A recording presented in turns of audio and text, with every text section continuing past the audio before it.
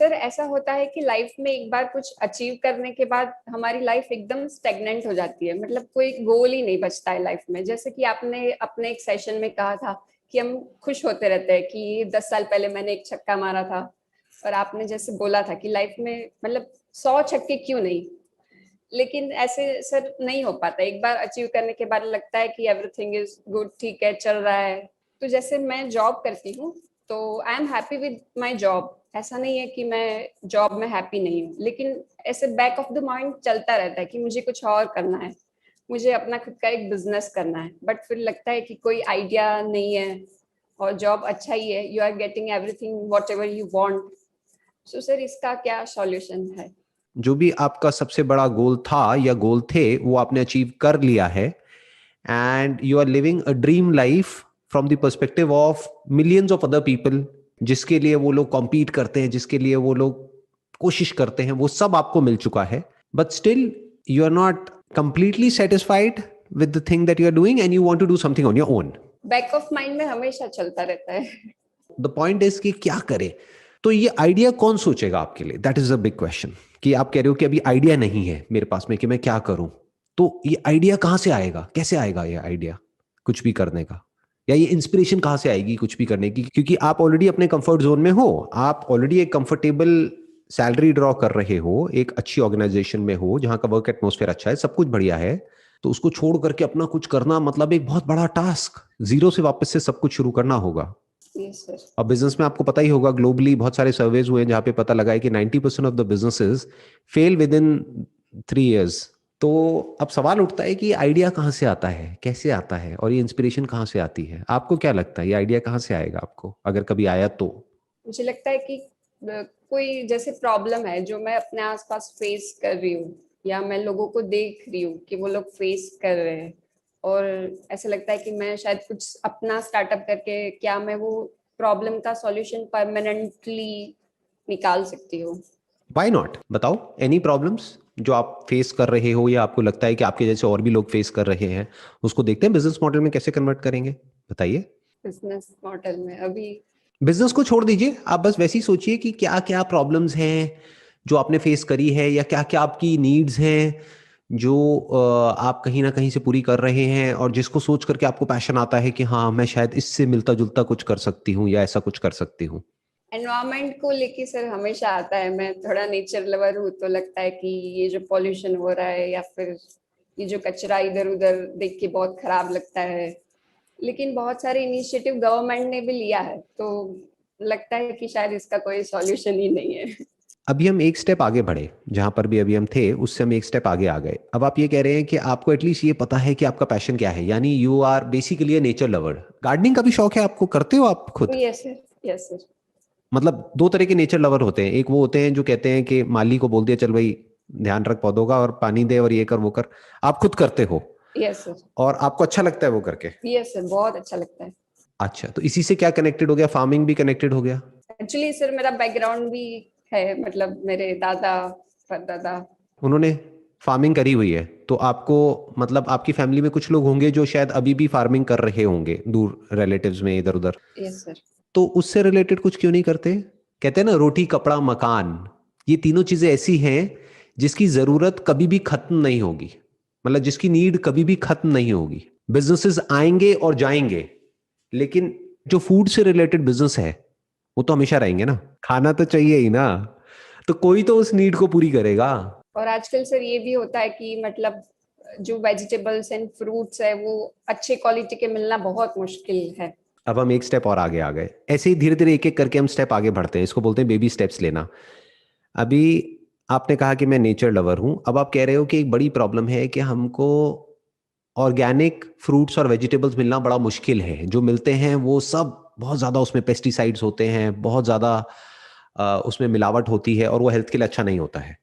और जो लोग बहुत सारे ऐसे भी हैं जो ऑर्गेनिक कह करके बेचते हैं लेकिन एक्चुअल में वो ऑर्गेनिक नहीं होता है, क्योंकि किसको पता है कि वो ऑर्गेनिक है या नहीं है। कुछ जेन्युइन भी होते हैं, बट ऐसे बहुत सारे लोग हैं जो पैसे के लिए मैनिपुलेशन करते हैं, यानी कि ऑर्गेनिक कह करके नॉन ऑर्गेनिक बेच देते हैं डबल रेट में या ट्रिपल रेट में। तो क्या हो अगर आप ऑर्गेनिक फ्रूट्स और वेजिटेबल्स, जो कि बेसिकली एक नीड है हर बच्चे की, हर बड़े की, हर इंसान की, चाहे आप कहीं भी रह रहे हो, वहां पर जेन्युइन एक नीड है, उस नीड को अगर आप पूरा करो तो with proper certification, with proper testing, with proper way of certifying कि ये सिर्फ नाम के लिए ऑर्गेनिक नहीं है, एक्चुअल में ऑर्गेनिक है, with your story behind it कि देखो she is the founder of this particular venture and she is so passionate about it कि एक एक चीज को आप खुद करते हो वहां पे मैनेज। आप कहाँ रहते हो? आप किसी मेन सिटी में रहते हो या मेन सिटी से थोड़ा सा दूर रहते हो? मेन सिटी से थोड़ा सा दूर, अराउंड 100 किलोमीटर्स।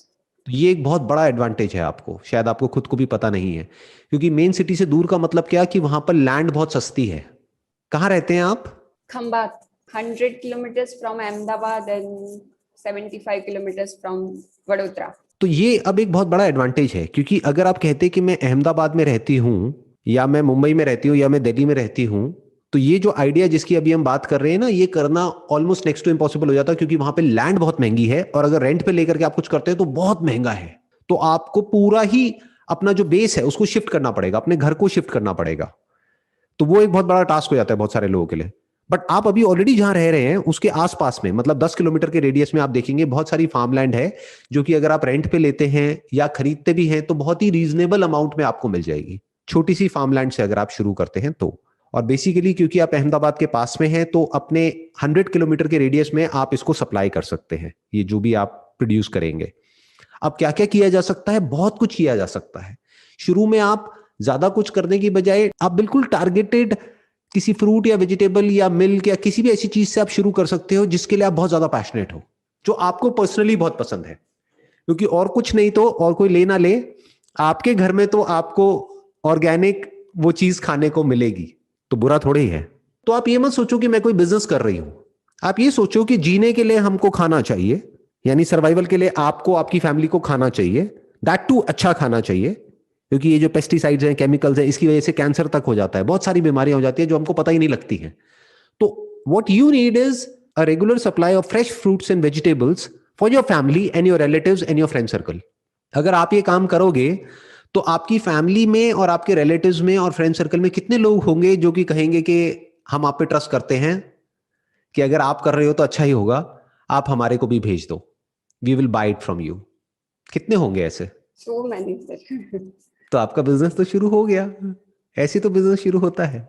मॉडर्न तरीके से आप फार्मिंग कर सकते हो। आपका बैकग्राउंड क्या है? एजुकेशनल क्वालिफिकेशन क्या है? क्या किया हुआ है आपने? Sir I am an engineer.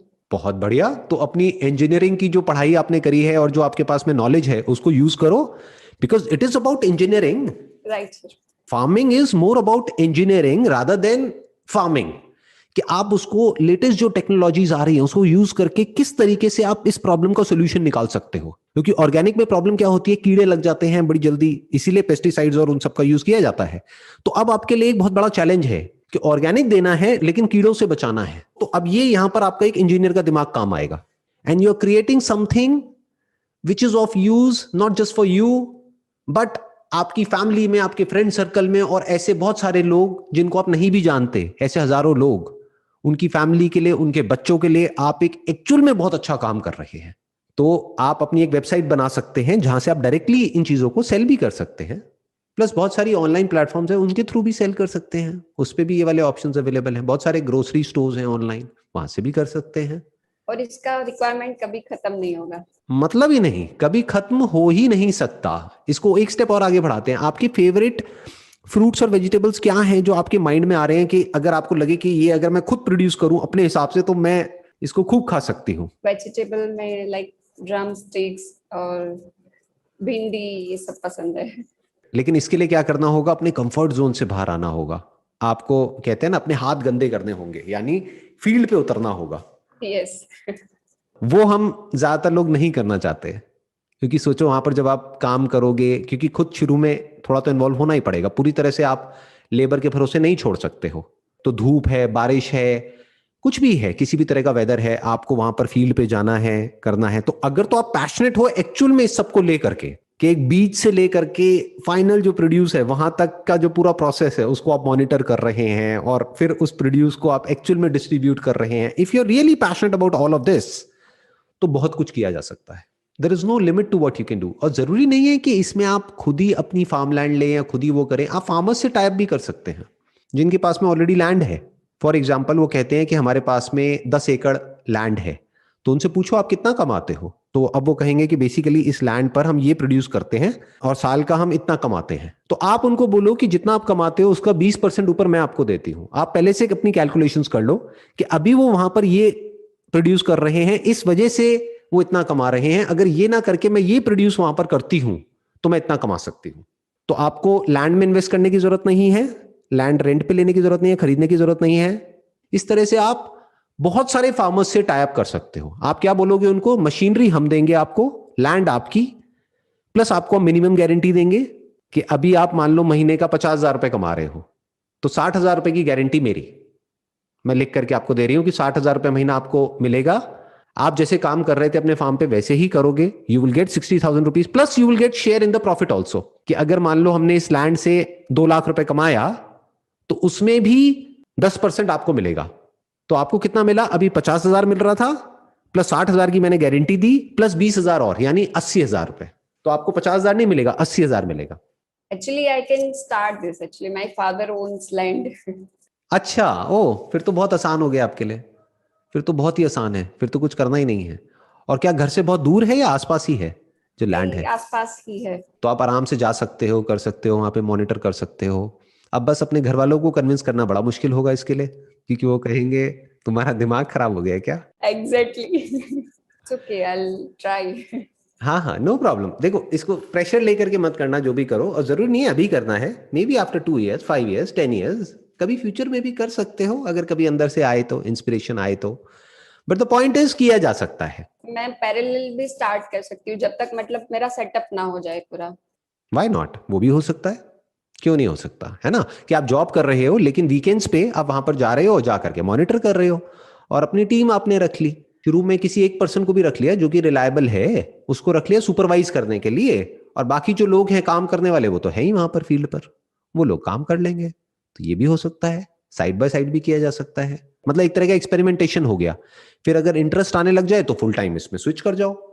यानी अगर इंटरेस्ट आने लग जाए और यहां से पैसा आने लग जाए उससे ज्यादा जितना कि आपको अभी अपनी करंट जॉब से आ रहा है, तो आप स्विच कर सकते हो। लेकिन अगर ऐसा ना हो तो मत करो स्विच। साथ साथ में जॉब चलती रहेगी, साथ साथ में ये भी चलता रहेगा, और अगर अगले 10-20 साल 30 साल तक भी ऐसे ही चलता रहे तो भी उसमें बुराई क्या है, अच्छा है। एटलीस्ट इतना तो प्रोड्यूस हो जाएगा कि आपकी फैमिली, आपके फ्रेंड, सबको वहां से एक फ्रेश फ्रूट्स एंड वेजिटेबल्स की जो सप्लाई चाहिए हर महीने की, वो वहां से पूरी हो जाएगी। इस तरह से भी सोच सकते हो। You can balance both the aspects of your life. एक प्रोफेशनल लाइफ हो गई जो जॉब पे है, ये आपकी पर्सनल लाइफ हो गई, अपना एक पैशन हो गया जिसको आप फॉलो कर रहे हैं, तो दोनों चीजें हो गई। You can get the best of both worlds.